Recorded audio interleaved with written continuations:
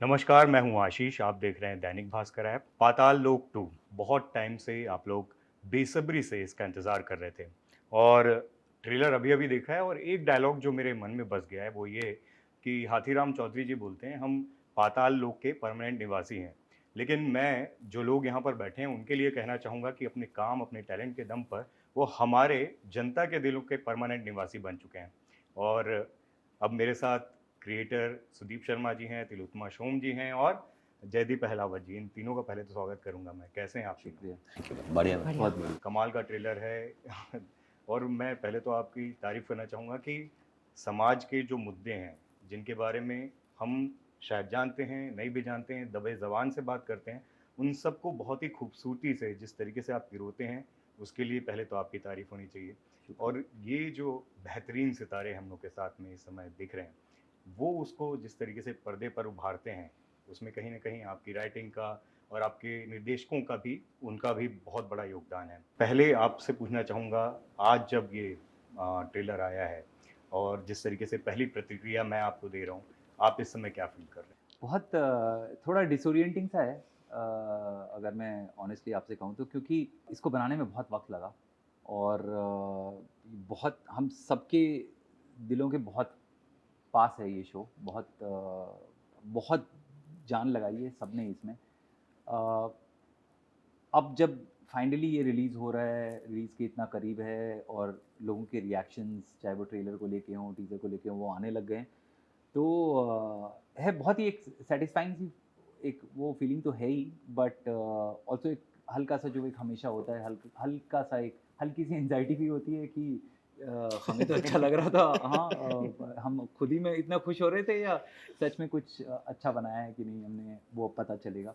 तो हाँ, वही मिक्स्ड इमोशंस हैं अभी काफ़ी सारे। लेकिन आप जो बोल रहे हैं ना कि वक़्त ज़्यादा लगता है, सिर्फ़ इसके लिए नहीं, मैं जहाँ तक आपकी जितनी भी अभी तक की प्रोजेक्ट की हिस्ट्री जानता हूँ, किसी में भी आपने कम टाइम नहीं लगाया है। काफ़ी तफ़सील से आप काम करते हैं। हाँ, या तो आई मीन कुछ तो वो मेरा प्रोसेस भी है क्योंकि मुझे वक़्त लगता है। तभी ऐसी चीज़ हाँ, निकल के आती है। शुक्रिया। मैं थोड़ा स्लो हूँ और कुछ इसमें किस्मत भी होती है, बहुत सारी चीज़ें होती हैं। जैसे इस सीज़न के दौरान कोविड हो गया, बहुत सारी चीज़ें हुई जो फिर वो शेड्यूलिंग, फिर हम सारे बिज़ी हो गए थे, फिर वापस आए। ये पर एक जो बहुत अच्छी बात थी वो ये था कि सारे उतने ही एक्साइटेड और उतने उत्सुक थे कि कब शुरू करना है। और मैं सिर्फ हम तीनों की बात नहीं कर रहा हूँ, ये चाहे अविनाश हों, चाहे बाकी सारे एचओडीज हों या इनफैक्ट असिस्टेंट्स भी हों। सीज़न 1 पे काम करने वाले ऑलमोस्ट 80-90% क्रू जो है वो वापस आया और वो वेट कर रहा था कि कब शुरू होना है बताओ। और हम एडवांस में 6 महीने पहले डेट्स देते थे एक दूसरे को कि ये है, इस दौरान लग रहा है कुछ मत करना, खाली रहना।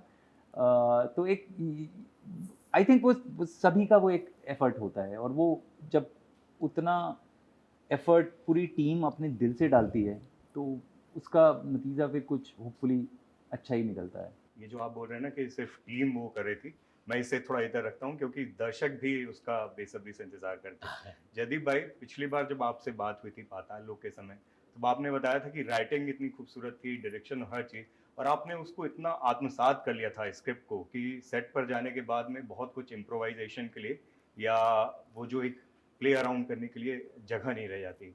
इस बार हाथीराम चौधरी जब आ रहे हैं, किस तरीके से आपने इस किरदार को जिया है? आई मीन वही सेम प्रोसेस रहा एक तरीके से। ये ज़रूर हुआ कि मैं जब सीज़न 2 पे जाने वाले थे मैं थोड़ा वापस गया और मैंने कुछ-कुछ सीन्स कुछ वो वापस उठा के देखे सीज़न 1 के, just to get into the shape कि अच्छा हाँ, ये क्या हो चुका है और कहानी में ऑलरेडी कहानी थोड़ी आगे जा चुकी है। 2 ढाई साल हो गए हैं इन लोगों के जीवन में भी एक वक़्फ़ा बीत गया है। हुँ, हुँ। तो अगेन टू अंडरस्टैंड कि हाथीराम अभी कैसा है, अभी की सोच कैसी है, वो वही सेम आदमी सेम कुर्सी पे बैठने वाला है, पर उसके अंदर की जो भूख है वो हमेशा से उतनी ही है, जितनी कभी थी। अब वो लड़ नहीं रहा है, अब समाज से लड़ नहीं रहा है कि मैं मुझे चांस नहीं मिल रहा है या वो नहीं, तो उसको वो समझ में आ गया थोड़ा बहुत। बट जो तैयारी की मामला है वो मामला है वो ये है कि आप पढ़ो और ये थोड़ी ज़्यादा कॉम्प्लिकेटेड थी। आई रिमेंबर जब मैंने पहली बार ख़त्म की, तो मुझे बहुत सारी चीज़ें समझ नहीं आई।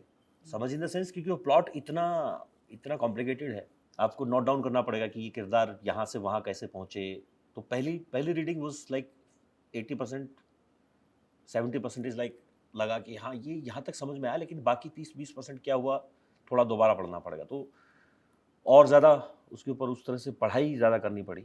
बाकी मैं थोड़ा सा रिलैक्स कह लो, वो इस मामले में था कि मुझे पता था कि मेरी टीम बहुत ज़्यादा सही है, मुझे बस बहना आता है उनके साथ, बहुत मज़ा आता है मुझे। मतलब मैं सेट पे पहुंचता हूँ और मुझे लगता है कि सब मेरे लिए हो रहा है और सब हाथेराम के लिए हो रहा है basically.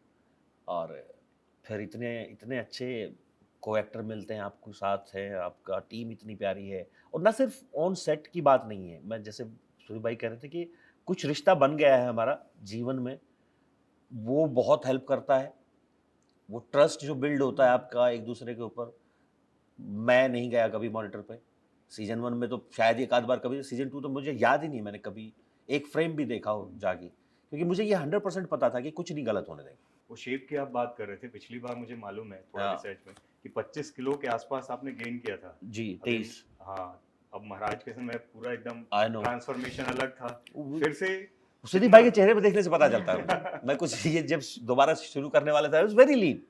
I went to to meet him and he was shocked and like ये कब हुआ? मैंने कहा ये हो गया भाई, इसका छोड़ दो आप। वो कमाल का ट्रांसफॉर्मेशन। तो बोला कि आ जाएगा वापस, मैंने कहा आ जाएगा। इस बार क्या है कि पिछली बार तो घी भी खाई थी, इस बार क्या किया? सेम सेम सेम, पराठे खाओ मस्त एकदम, कितना थोड़ा किलो जूस बढ़ाया? वूस पियो, सब ठीक हो जाता है। कितना किलो बढ़ाया इस बार? कितना था मैं आपसे जब I मिला? think 21 किलो तो हाँ बढ़े हैं 20, आपके। वही हाँ। 20 किलो के आसपास। तिलोत्तमा जी, आप 20 तो किलो नहीं बढ़ाया मैंने। आपको बढ़ाने की जरूरत नहीं है, आप तो खुद आकर वो किरदार की जो उसकी ग्रेविटी है उसको बढ़ाते हो। इस बार क्योंकि एक नया, और हम लास्ट सीजन में जब देख रहे थे कुछ लोग ये बोल रहे थे कि मेल जो वर्ल्ड है वो काफ़ी अच्छे तरीके से डिफाइन किया गया है, लेकिन कुछ जो फीमेल्स हैं वो चाहे रेनू चौधरी के थ्रू या कई सारे किरदारों के थ्रू दिखाए गए हैं, लेकिन एक वैसा किरदार चाहिए था जो बहुत अच्छे तरीके से फीमेल वर्ल्ड को भी दिखा पाए। क्या हम वो जो उम्मीद थी उसको आपके किरदार के जरिए वो देख सकते हैं? वो तो आप देख के बताइए, मतलब हम क्या बताएं। But this is a discussion that I had with Sudeep also, that I love the show, but I felt that in this season, the women of Patal Lok 2, incredible.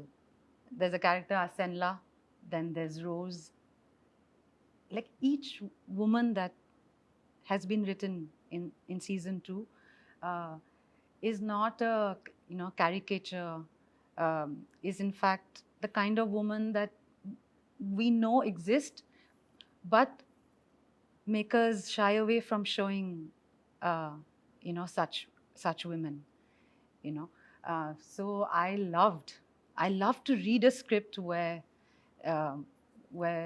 the women characters have been written with that kind of depth, complexity, and are shown as, like Asenla's character, I think is a very interesting character. I haven't played that character, but I loved the fact that she existed in the script, And with Meghna's character, it was so understated, but she's a woman who knows her job well, but she has to deal with, the casual sexism that exists, and having to face that on a day-to-day basis. But I love the way her relationship with Hathiram evolves through the show. तैयारी क्या थी आपकी? आप क्योंकि preparation पे बहुत believe करते हो, तो इस बार इस किरदार के लिए क्या तैयारी? हाँ, वही प्रॉब्लम हो गया कि प्रिपरेशन क्या करें, स्क्रिप्ट में सब कुछ कर दिया था इन्होंने। तो हमारा काम भी इन्होंने कर दिया था, तो बस थोड़ा सा होमवर्क दिया उन्होंने कि ये नागामीज़ हैं, तो थोड़ा वो लहजा पकड़ना था हमें। बाकी आप इनसे पूछिए। सुदीप सर, वो जो जोखिम की बात कर रही हैं तिलोत्तमा जी, ये मादा कहाँ से लाते हो? वो डर क्यों नहीं लगता कि समाज की वो जो कुरीतियाँ हैं, बुराई है, या जो भी जिस तरीके से वो हमारे अंदर के जो चीज़ें हैं, चाहे वो सामाजिक हो, पॉलिटिकल सिस्टम हो, जातिवाद की चीज़ें हों, वो कहाँ से लेके आते हो? आपके हर जो भी प्रोजेक्ट्स हैं, चाहे वो NH10 हो, कोहरा हो, पाताल लोक हो, वो खंगाल के निकाल के लाते हो आप। जैसे मैं देख रहा था, जब पाताल लोक की बात करें तो पंजाब में इस तरह की चीज़ें एग्जिस्ट करती हैं। पंजाब को हम सिर्फ वो देखते हैं कि वहाँ पर बहुत ज़बरदस्त फार्मिंग होती है, लोगों के पास पैसे हैं, फार्म हाउसेज हैं, बहुत मस्त लाइफ है।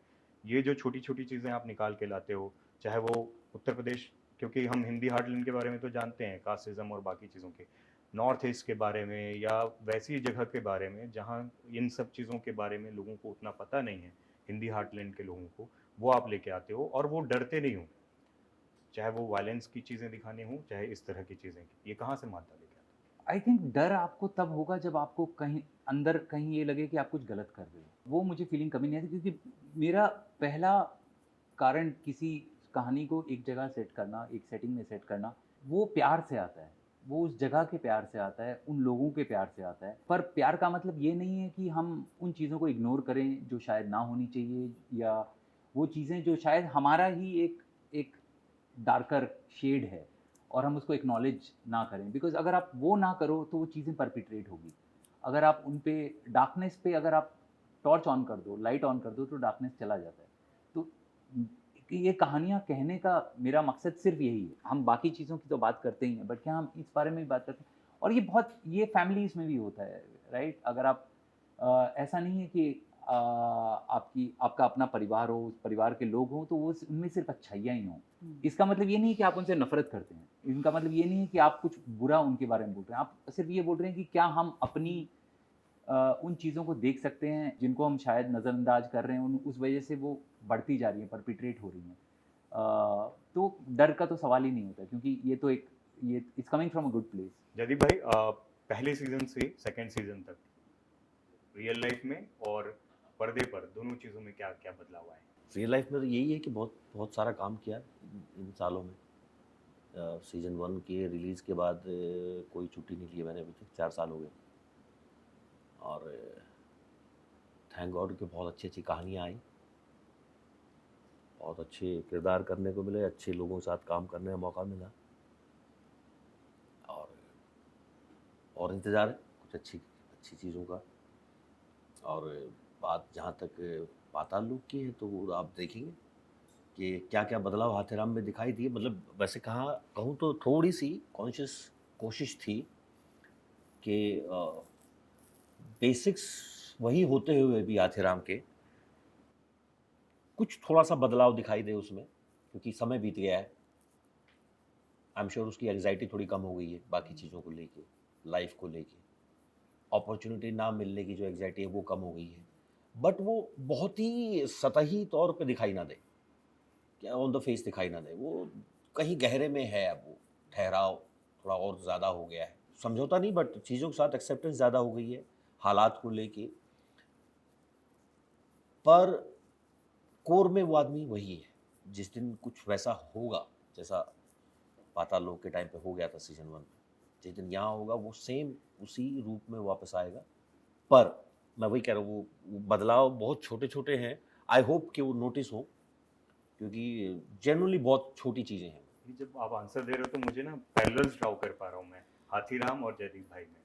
वो मुझे बहुत सारी चीज़ें वो दिखाई देती हैं कि वो जो ठहराव और वो सब चीज़ें, या सिस्टम को लेकर जो उसमें छेद है, उसको लेकर जो फ्रस्ट्रेशन, वो मुझे लगता है कि वो इस किरदार के थ्रू वो आपका भी मुझे जर्नी का वो बदलाव और ट्रांसफॉर्मेशन भी इसमें दिखता है। क्या मैं सही समझ पा रहा हूँ? पता नहीं, क्योंकि बाहर से ज़्यादा दिखाई देता है। आपके अंदर की जर्नी ये वैसा वाला कि आप किसी को 6 महीने बाद, साल भर बाद मिलो तो आप सडनली एकदम से बोल देता कि यार तूने वेट गेन कर लिया। पर जो आदमी रोज़ उसमें रहता है शायद उसको एहसास नहीं होता। ये हो सकता है कि ऐसा हुआ हो, उसका ऐसा कोई कॉन्शियस एफर्ट नहीं है। वो मुझे लगता है कि समय अपने आप बदलता है उन चीज़ों को। कोई बहुत सारी चीज़ें होती हैं आपके साथ, बहुत सारे लोगों से मिलते हो, समय बीतता है, हो जाती हैं। उसका कोई कॉन्शियस वो नहीं है कि आप अपने आप को उस तरह से बदल रहे होते हो। या तिलोत्तमा मैम, आपके किरदार से क्योंकि एक नया फ्लेवर, एक नया रंग देखने को मिलेगा, क्या कुछ उम्मीद की जा सकती है? और आप क्या उसमें, जैसे जब हाथीराम का किरदार देखता हूँ तो जिस तरीके से वो पैंट्स को अपने उठा रहे हैं या सांसें जिस तरीके से ले रहे हैं, हर एक चीज़ में उन्होंने अपनी छोटी छोटी चीज़ों को डालने की कोशिश की है। आप क्या कुछ लेकर आ रहे हो इसमें? गन चलाने लगी हैं। बहुत फाइट किया इन्होंने। I don't know what I have added to the show really. I just know that I was very excited to be part of this show. And I haven't seen the show. I just have memories of every day of that shoot. And for me, it was very exciting what I've read on the page to embody it. and to see other actors. I've never enjoyed on this set. I would love to watch other scenes being shot because I just wanted to see how it would translate from page to screen. You know, I have not played a character like this. There was action. क्या और क्या जयदीप भाई? नहीं नहीं क्या बोले? मुझे याद आ रहा पहला थी हाँ। जब पहली बार तिलो एक्शन करने वाले थे, शी हाँ। सो कॉन्शियस कि Very ये conscious. हाथ कैसे उठाना है, ये इसको गोली कैसे मारनी। मैंने कहा ऑलरेडी कर चुके हो आप, ये कोई बड़ी बात नहीं। बट आई थिंक वो क्योंकि पाताल लोक था तो उनको लग रहा था कि ये सही हो, वैसा ही हो जैसा पेपर पे वो इमोशन निकल के आया जो। It's not about fight, it's about that thing you are fighting for, that motive you are fighting for, वो सही बाहर आना चाहिए। I remember the first day You know, the of thing action is, sequence. if it was Patal Lok season 1, I think the pressure perhaps it feels less precious perhaps. But here I was already a part of something that was so great. So I didn't want to be the person that fucks it up, you know. So that was an excitement and a source of great nervousness. But that combination creates a sense of electricity, you know. This pull between being really nervous about something because it means so much and the excitement of doing something that embodying I haven't played a character which is so आप उस student की तरह sound कर रहे हो जो पूरा साल बहुत अच्छे से पढ़ता है और पूछो तो बोलता है कि मैं डरा हुआ हूँ और फिर जब रिजल्ट आता है तो वो क्लास में फंस जाता है। वैसा वाला इनको पाताल देखा है लोक आपने पाताल लोक परिवार में इतने स्वागत सारे है शोज आपका। लिखने के बाद ये भी बोल रहे हैं कि डर रहे हैं तो मतलब डर मतलब I think it's a huge impulse to create something. You know, there was one day, there was a scene we were doing, one of the scenes, and it was very cold, and I couldn't focus because I was feeling so cold. But while we were doing that scene, I think both of us realized what we were doing. I mean, of course, I think we knew, but in reading in performing those lines, it occurred to both of us at the same time on shoot in the middle of a shot that oh my god, that these lines are incredible, you know. And after the scene finished, I think both of us were in like a bit teared up, you know, just to realize that oh, we are doing this, our body has you know, we are getting a chance to embody and play out a scene like this which is so tightly written. Yeah, I'm so sorry. I'm not able to answer what I've gotten to the show. It's very difficult to say. She's brought a lot to the show. वो दिख रहा है, वो trailer में दिख रहा है, वो परेशान मत हो। वो जो रिस्पॉन्सिबिलिटी, सुदीप सर और जयदीप भाई आपसे पूछना चाहूँगा, वो जो रिस्पॉन्सिबिलिटी की बात कर रही हैं तिलोत्तमा, क्योंकि जब ये आया उस साल सबसे ज़्यादा चर्चा में रहा और वाकई इतना जेन्युइन और इतना ऑथेंटिक हम बात करते हैं वो रियल जो कंटेंट की, उस तरह का कोई और कंटेंट अभी तक मैं बोल सकता हूँ बिना लाग लपेट के देखा नहीं है। ये जो रिस्पॉन्सिबिलिटी है आप लोगों के कंधे पर, इसको कैसे लेते हो आप? मेरी नहीं, इनकी है। लेकिन आपकी परफॉर्मेंस की भी है। नहीं, इसको बहुत ज़्यादा मेरे ख्याल से तवज्जो नहीं देनी चाहिए।